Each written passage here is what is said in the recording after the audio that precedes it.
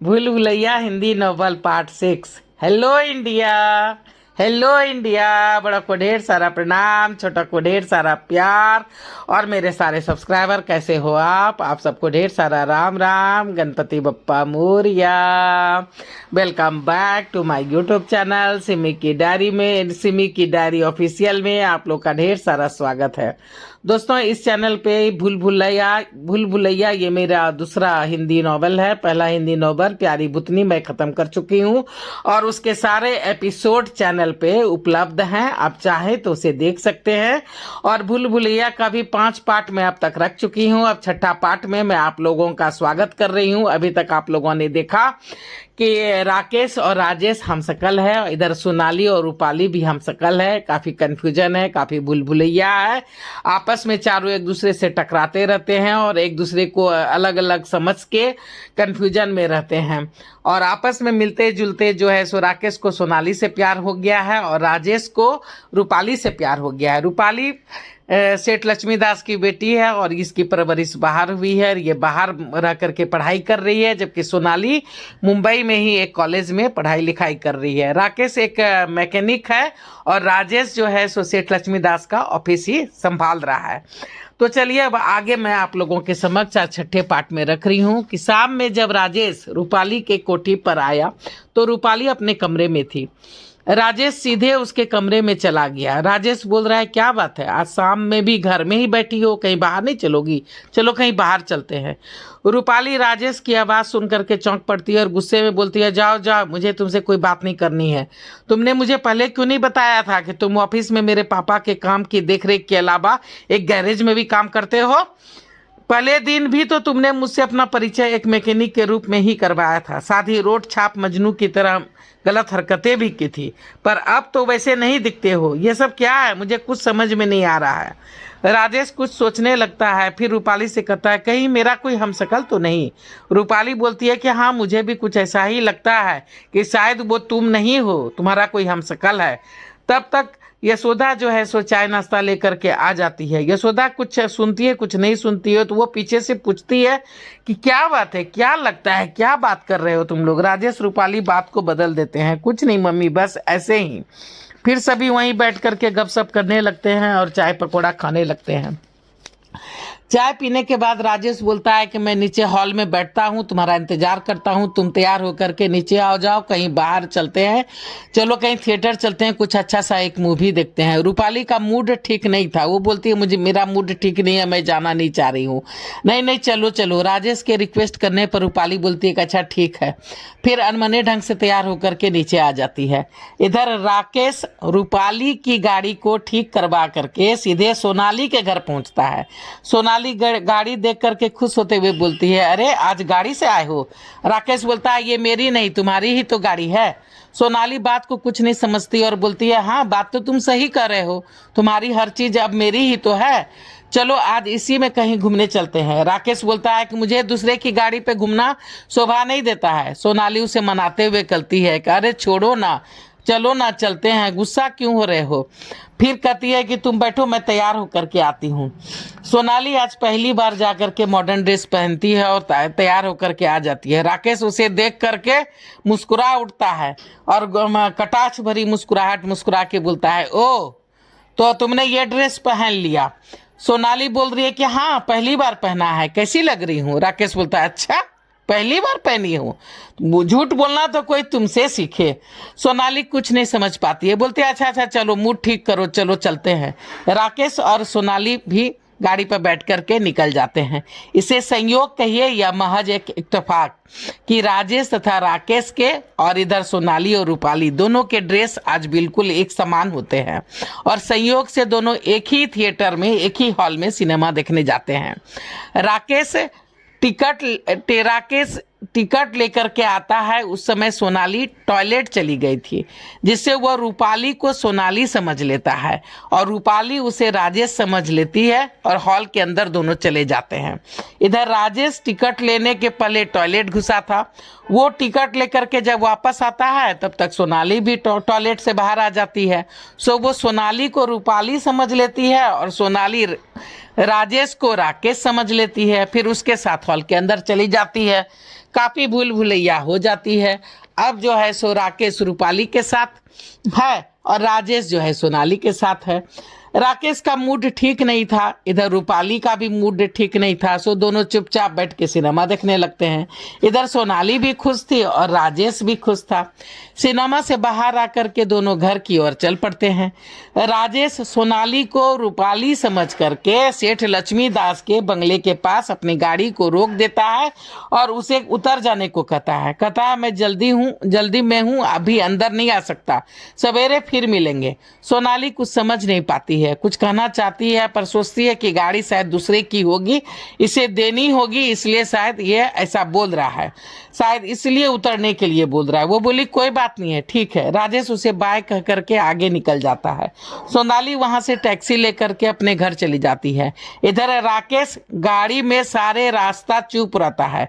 रूपाली हंस पड़ती है, कहती है क्या बात है, बड़ी चुप हो। राकेश बोलता है बस ऐसे ही। फिर गाड़ी को सेठ शंकर दयाल के कोठी के सामने रोक करके खुद उतर जाता है और बोलता है कि अब तुम जाओ, तुमको जहां जाना है तुम जाओ, मैं यहां से पैदल चला जाऊंगा। रूपाली राकेश जिसे वो राजेश समझ रही थी उसके इस व्यवहार पे दंग रह जाती है। उसे कुछ भी समझ में नहीं आता कि ऐसा क्यों कर रहा है। फिर उसे कुछ भी नहीं कह करके गाड़ी जो है सो आगे बढ़ा लेती है। रास्ते भर सोचती है कि मुझे तो राजेश अपनी गाड़ी से सिनेमा हॉल थिएटर लेके गया था सिनेमा देखने के लिए, फिर वापसी में मेरी ही कार से मुझे लाया। मुझे आश्चर्य नहीं हुआ क्योंकि मैं तो सोच रही थी वो सचमुच साइड में गैरेज में काम कर रहा है, सो उसके दोस्त उसकी गाड़ी ले गए होंगे तथा मेरी कार यहाँ छोड़ गए होंगे। पर अब लगता है कहीं ये राजेश नहीं था क्या, कहीं सचमुच में राजेश का कोई हमशक्ल तो नहीं था। पर यह कैसे हो सकता है, मैं उसके साथ ही आई थी, उसके साथ पूरा सिनेमा देखा, फिर कपड़े भी वही, आखिर ये सब क्या है। ये राजेश मुझसे कहीं मजाक तो नहीं कर रहा है, ये यहाँ ही क्यों उतर गया, ये यहाँ ही उतर गया और यहाँ से तो उसकी कोठी बहुत दूर है, फिर ये क्यों बोला कि यहाँ पे तुम चले जाओ, जहाँ जाना है जो करना है करो, ये कोठी तो हमारी नहीं है। ऐसा क्यों किया उसने, उसका कोठी तो यहाँ से बहुत दूर है, मेरे साथ बंगले तक चलता, वहां से ड्राइवर उसे छोड़ आता, आखिर उसे बीच में उतरने की क्या जरूरत थी। रूपाली रास्ते भर अनेकों सवालों को सोचते उससे जूझते हुए अपनी कोठी आ गई थी। राकेश ने सोचा था कि सोनाली जिसे जो कि रूपाली थी, लेकिन राकेश उसे सोनाली समझ रहा था, तो वो सोच रहा था कि ये कार को सेठ शंकर दयाल की कोठी के मतलब अंदर में रख देगी और फिर पैदल बाहर आएगी तो वो उसके साथ उसे घर पहुंचा देगा। पर जब रूपाली कार को लेकर के आगे बढ़ गई तो उसका माथा ठनक गया, वो गुस्सा उठा, बोला ओ तो महारानी आज कार से ही अपने घर जाएगी, शायद सवेरे गाड़ी वापस करे, मैं भी आज फैसला करके ही दम लूंगा, चलता हूँ इसी के घर, आज इसकी मम्मी से तो राफ साफ बात कर ही लूंगा। राकेश टैक्सी लेकर के सोनाली के घर पहुंचा, देखा घर के बाहर गाड़ी लगी हुई नहीं है, उसका दिमाग ठनका, गाड़ी तो यहाँ नहीं है। राकेश दरवाजा खटखटाता है, थोड़ी देर में जया दरवाजा खोलती है, अरे बेटा तुम आओ। सोनाली अंदर से पूछ रही है कौन है माँ। अब बाहर जब आती है तो हंसने लगती है, फिर हंस के कहती है मैं जानती थी तुम हड़बड़ी में थे, तुम्हें गाड़ी वाले को गाड़ी देनी थी, सो मुझे वहां उतार दिया था, पर मैं भी कोई बच्ची तो नहीं हूँ, वहां से टैक्सी लेकर के देखो अच्छी तरह से घर आ गई हूँ। अब इतनी सी बात के लिए तुम्हें इतनी रात यहाँ आकर के देखने की क्या जरूरत थी, कोई जरूरी नहीं था तुम्हारा यहाँ आना। जया बोल रही हो यह कैसी बातें कर रही हो, इसकी तसल्ली तो हो गई, आके देख तो लिया कि तुम सही सलामत घर पहुंच गई हो, आ बेटा बैठ, तू जा इसके लिए चाय बना ला। राकेश दोनों माँ बेटी का बात सुनकर माथा को पकड़ करके धम से बैठ जाता है। जया और सोनाली दोनों घबरा जाते हैं, क्या हुआ, दोनों एक साथ बोल पड़ती है। दोनों माँ बेटी पूछने लगती है क्या बात है, क्या हुआ। राकेश बोल रहा है कि तुम कहती हो कि मैंने तुम्हें गाड़ी से उतार दिया था, फिर तुम टैक्सी लेकर के घर तक आई। सोनाली बोल रही है हाँ, और राकेश बोल रहा है और मैं कहता हूँ कि मैं खुद गाड़ी चला के आ रहा था और खुद गाड़ी से उतर गया था, फिर तुम खुद गाड़ी चला करके आगे बढ़ करके आ गई थी। जया और सोनाली एक साथ ही चीख पड़ती है, क्या सोनाली बोलती है ये क्या कर रहे हो, मैं तो गाड़ी चलाने जानती भी नहीं। राकेश बोलता है क्या, मुझे आश्चर्य हो रहा है, ये क्या कर रही हो, तुम गाड़ी चलाने नहीं जानती हो। सोनाली बोल रही है हाँ मैं बिल्कुल ठीक कर रही हूँ। राकेश बोलता है कि इसका मतलब वो लड़की तुम्हारी हमशक्ल है, मैं आज तक तुम दोनों में भेद नहीं कर पा रहा था। इसका मतलब वो सचमुच में रूपाली है और तुम्हारा नाम सोनाली है, तुम सचमुच में सोनाली हो और वो रूपाली है। वो बार बार मुझसे कहती थी कि उसका नाम रूपाली है रूपाली है, लेकिन मैं ही नहीं समझ पा रहा था। वो बोलती है कि वो सेठ लक्ष्मीदास की बेटी रूपाली है, मैं तो समझ ही नहीं पा रहा था कि वो रूपाली है।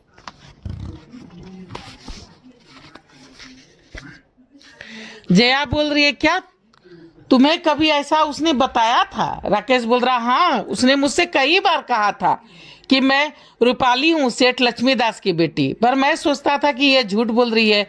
जया बोलती है भगवान आपका लाख लाख शुक्र है। राकेश और सोनाली इस बात पर चौंक पड़ते हैं। सोनाली बोलती है क्या मतलब है तुम्हारा माँ।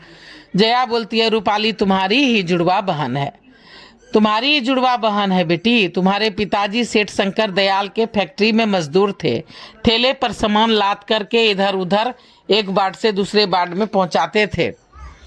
यहीं पास के नर्सिंग होम के डॉक्टर रमन साहब तथा सेठ लक्ष्मीदास की दया से ही वहीं नर्सिंग होम में डॉक्टर साहब ने मुझे भर्ती कर लिया था।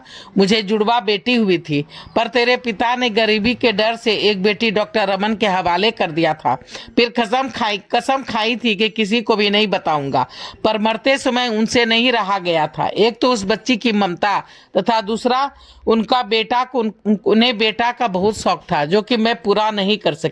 तुम्हारे जन्म के बाद मुझे एक भी बच्चा नहीं हुआ था। तुम्हारे पिताजी अंदर ही अंदर इसके लिए घुटते रहते थे। उन्होंने अपने कर्मों को पाप समझा था तथा यही सोचते थे कि भगवान मुझे उसकी सजा दे रहे हैं। मैंने एक बेटी को छोड़ दिया है, मैंने बेटा बेटी में भेदभाव किया, इसलिए मुझे बेटा नहीं हुआ। मुझे इस बारे में कुछ पता नहीं था क्योंकि मैं तो उस समय बेहोश थी। फिर पता नहीं मेरी बच्ची कहाँ है नहीं है, यही सब तुम्हारे पिताजी सोचते रहते थे और यही सोच सोच कर तुम्हारे पिताजी बीमार रहने लगे थे।